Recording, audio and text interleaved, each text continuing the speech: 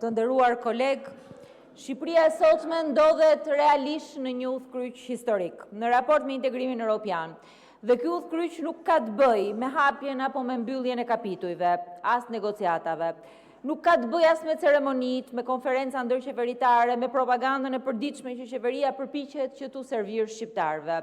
Ka një pyetje shumë më të madhe se çfarë Shqipërie duam ne të ndërtojmë. Një Shqipëri europiane në standarde, apo një Shqipëri që e përdor Europën vetëm si slogan politik. Sepse sot përballë shqiptarëve ekzistojnë dy vizione komplet të kundërta. Nga njëra anë kemi një qeveri që prej vitesh përpiqet të ndërtojë fabulën e integrimit pa probleme. Një fabulë ku çdo kritik konsiderohet sulm politik, një fabulë ku çdo raport ndërkombëtar si ai i Komisionit Jashtëm të Parlamentit Evropian relativizohet.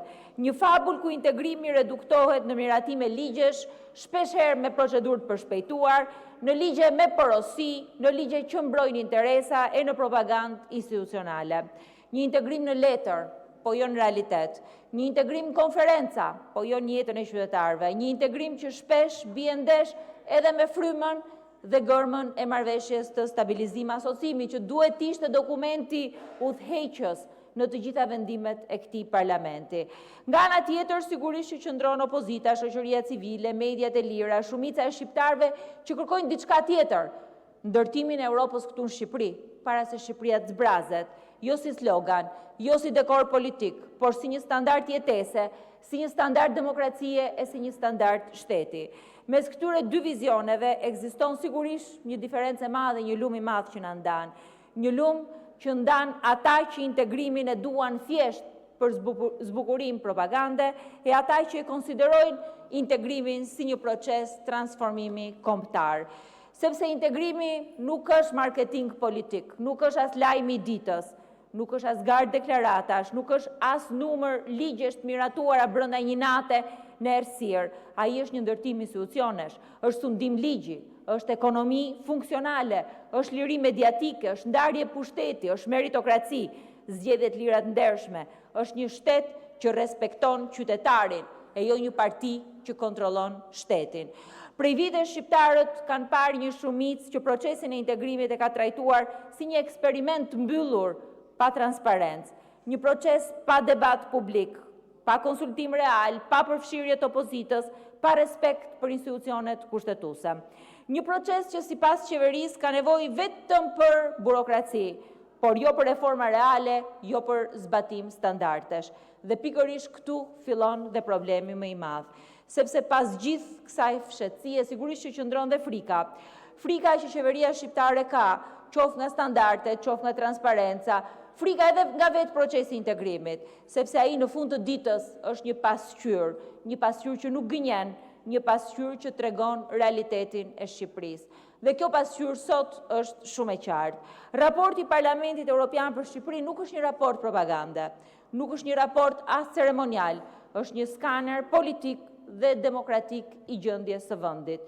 E çfarë na thot ky raport? Ky raport na thot se Shqipëria ka rënë 11 vende në indeksin e transparencës së korrupsionit, nga vendi 80 në vendin e 91, vetëm brenda një viti. Ndërkohë që qeveria festonte suksesin historik negociatave, Shqipëria rrëshiste gjithmonë e më poshtë në renditjen e korrupsionit. E raporti nuk ndalon këtu. Ai thot qartë se korrupsioni mbetet shqetësimi më serioz e kërkon rezultate konkrete në hetimin dhe në ndëshkimin e tij, dhe me vendime nga ky parlament që deri më sot fatkeqësisht nuk kanë ardhur, por janë bllokuar. Ai thot me pak fjalë që Europa kërkon atë që shqiptarët e kanë kërkuar prej kohësh, që sistemi që vazhdon të mbrojtë të fortët nuk duhet të ekzistojë më, që drejtësia që vazhdon me standarde dyfishta nuk duhet jetë më, që propaganda nuk i zëvendëson dot rezultatet. Raporti flet edhe për zgjedhjet. Dhe pikërisht aty ndoshta kemi edhe goditjen më të fortë dhe më të rëndë edhe ndaj asaj që po ndodh sot. Aty kemi sigurisht referimin për raportin OSBE Odirit, që flet për një terren të pabarabartë zgjedhor, për keq përdorim të administratës publike, për fshirje të kufive midis shtetit dhe partisë, për blerje votash, për presion ndaj qytetarëve. Pra problemi nuk është opozita që ankohet. Problemi janë institucionet ndërkombëtare që thonë se Shqipëria po rëshqet ndaj drejt një modeli të autokracisë, një vend ku zgjedhjet mbahen, por pushteti përdor shtetin për të garantuar rezultatin, një vend ku fatkeqësisht administrata nuk i shërben qytetarëve, një vend ku barazia në garë ekziston vetëm në letër, se për ligje po, jemi shumë mirë. Raporti ndalet edhe tek media, dhe këtu situata sigurisht është alarmante. Parlamenti Evropian dënon sulmet ndaj gazetarëve të pavarur, retorikën antimedia të zyrtarëve të lartë dhe presionin ekonomik ndaj mediave. Parlamenti Evropian kërkojnë që Shqipëria të merret me problemin serioz që ka sot për lirinë e medias, sepse demokracia nuk vdes vetëm kur mbyllen zgjedhjet. Demokracia fillon që të vdes kur mbytet fjala e lirë, kur gazetarët intimidohen, kur reklamat shtetërore përdoren për të blerë heshtjen dhe kur pushteti kërkon media të bindura, jo media të lira. Dhe ndërkohë qeveria vazhdon e flet për sukses ekonomik. Po çfarë thot raporti? Raporti flet për mungesë garre, flet për ligjet paracaktuara, flet praktikisht për një ekonomi të kapur. Çfarë vlere kanë kullat e fasadat kur qytetarët konsumojnë më pak, kur largohen më shumë dhe kur e humbin shpresën e tyre? Kjo është ekonomia e pabarazisë, një ekonomi që ka prodhuar fatkeqësisht këtë sistem ekonomik. Raporti ndalet edhe tek fondet europiane, si ato që po miratojmë sot këtu, tek fondet e IPARD.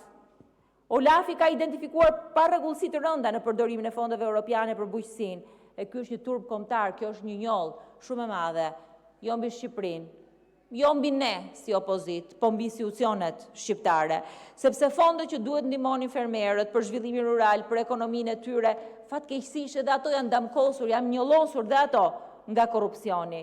E përsëri pyetja mbetet, kush mban përgjegjësi? Sepse në Shqipëri ne fatkeqësisht po ndërtojmë këtë kulturën e pandëshkushmërisë, këtë kulturën që megjithse vjedh, vlerësohesh, megjithse je arrogant, rritesh në detyrë, megjithse bën korrupsion, shkon në pozicionet më të larta ke partia shtet.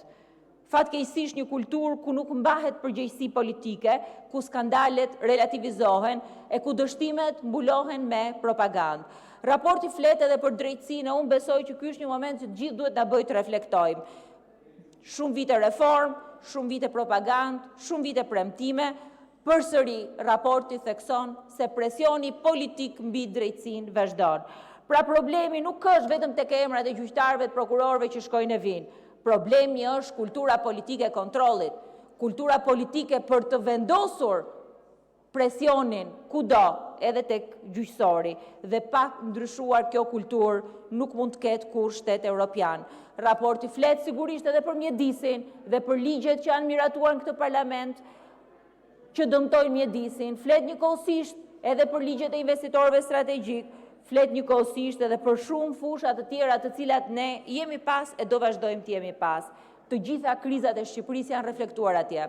Kriza korrupsionit, kriza demokracisë, kriza e lirisë së mediave, kriza e ekonomisë, kriza e institucioneve, kriza e besimit, por mbi të gjitha kriza më e madhe, kriza që qeveria vet ka ndaj standardeve europiane. Sepse një qeveri që beson tek Evropa nuk i friksohet debatit, nuk i friksohet transparencës, nuk i friksohet opozitës, nuk i friksohet as institucioneve të pavarura, nuk i friksohet as medias së lirë. Europa nuk ndërtohet me propagandë. Europa ndërtohet me standarde dhe standardi i parë është demokraci funksionale. Faleminderit. Faleminderit, fjalën e ka